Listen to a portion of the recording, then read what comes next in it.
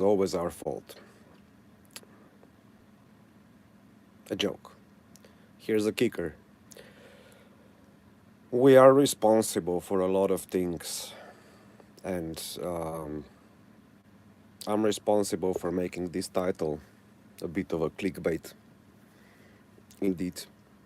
And I did something like this before in my own language back in Slovenia. I wrote an article which was the same. It says, "It's your fault." At the end of the day, the whole article was really positive.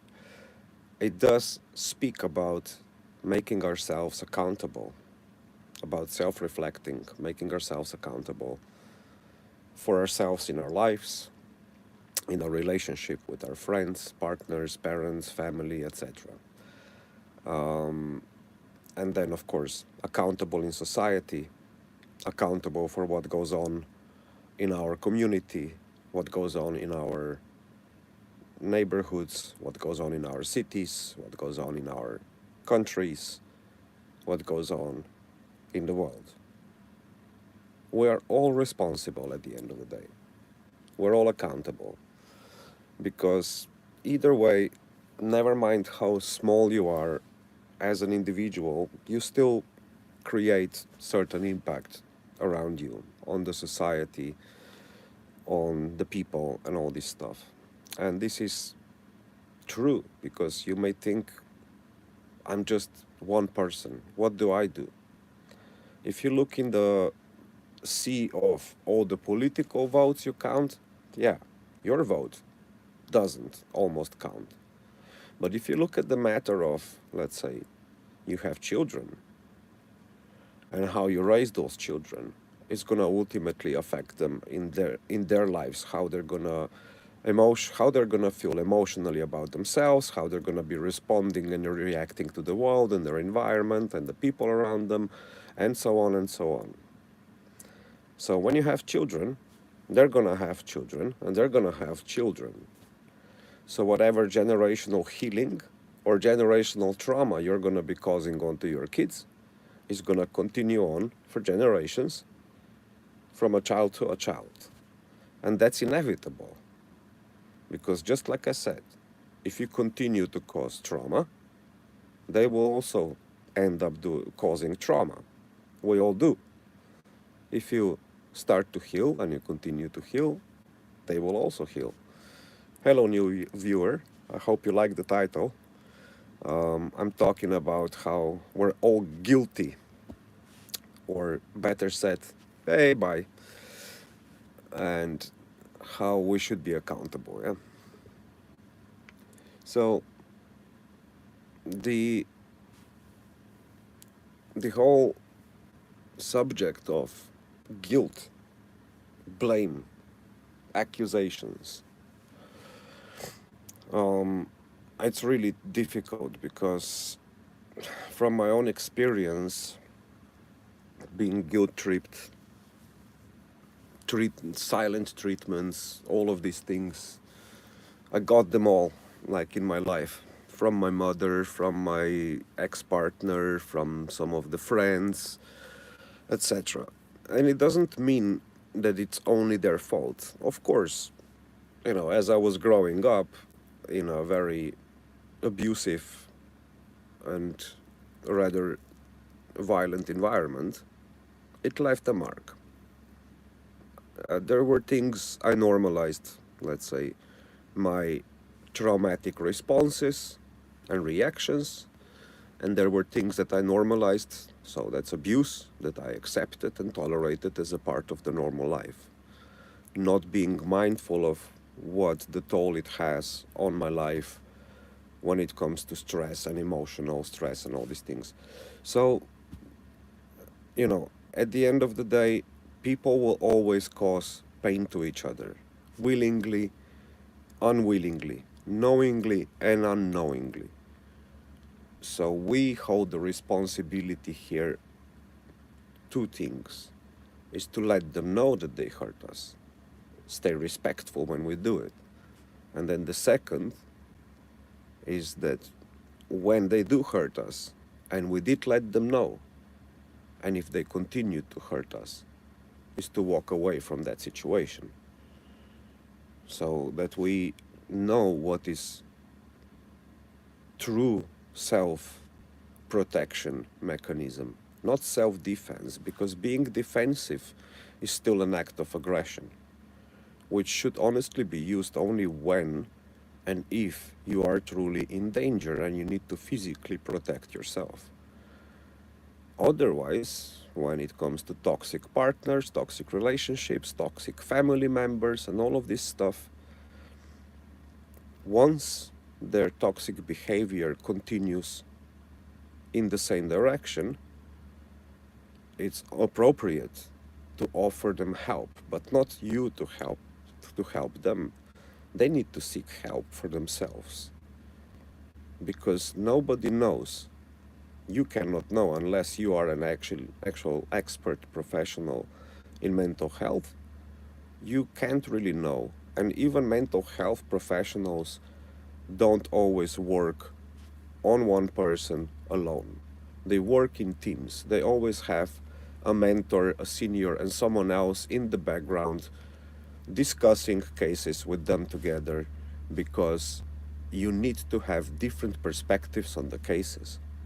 It's not something any mental health professional should be doing on their own because it will always include some level of subjectivity in what happens because we're all emotionally attached to different subjects and different experiences and associations. So people are obliged to heal themselves. Everyone is responsible for their own healing. Everyone is responsible to change their life. Everyone is also responsible for all the pain that they cause to themselves or others. Everyone is ultimately responsible for the future, what happens. Your future, the future of your children, future of the people you care about, and so on. So when you think that you're really a small person and that you have no impact, that's completely wrong. That's just another anxious traumatic response or a sign of depression or whatever you want to call it. Ultimately, as long as people stay in the state of mind where you shame yourself, when you guilt trip yourself, so in a state of fear and a freeze response, in a state of mindset that you can't do anything, that you can't change, that's where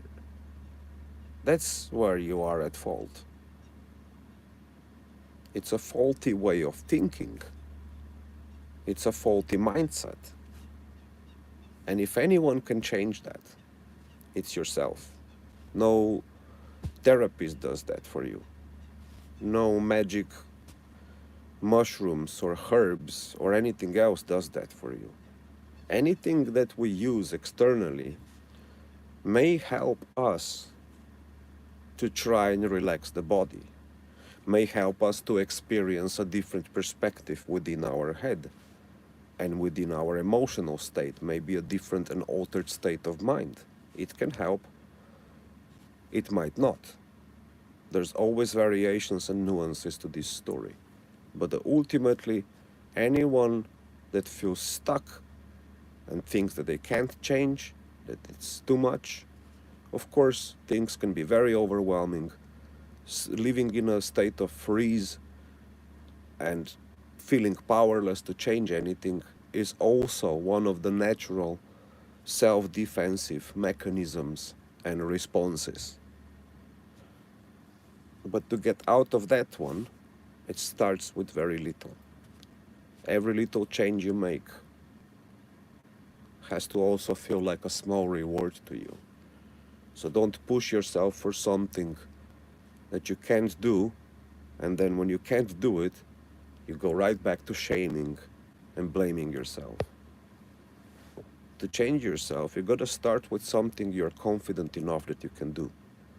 It's not too difficult, but also not too easy, so that in the end, when you do it, you don't feel any reward at all. It's gotta be somewhere in the middle. And then for the rest, if you can find people that you hurt or they hurt you and have a discussion with them to help reflect and change your emotional attachment to the past that you have in you, please try to do it. But if they are the ones emotionally unavailable to you to grow, to help you grow together through those phases, then yes, it's going to be more difficult. You're going to have to do it alone or with help of a professional or someone else that helps you constructively. But it's a journey that must be taken if we're all going to experience better, happier, healthier lives and create the future and the kind of world that we all wish for. Pretty sure that all of us want to see a happy world somewhere in the future for the generations to follow. Being free starts by feeling free from within. Being happy starts by feeling happy from within. Being whole starts when you feel whole. It may take days, it may take months, it may take years. To each their own. We all have a lot to do. We all have a lot of baggage. So the more baggage you keep holding on to, the longer it will take to change. That's how life works. That's how all the universe works. What you put in comes out. That's how we all change. That's pretty much everything I would have for this subject today. I hope you enjoyed viewing it. I hope you saw all of it. Thanks for the likes, subscribes, and whatever it comes after that. And don't blame yourself. Don't shame yourself.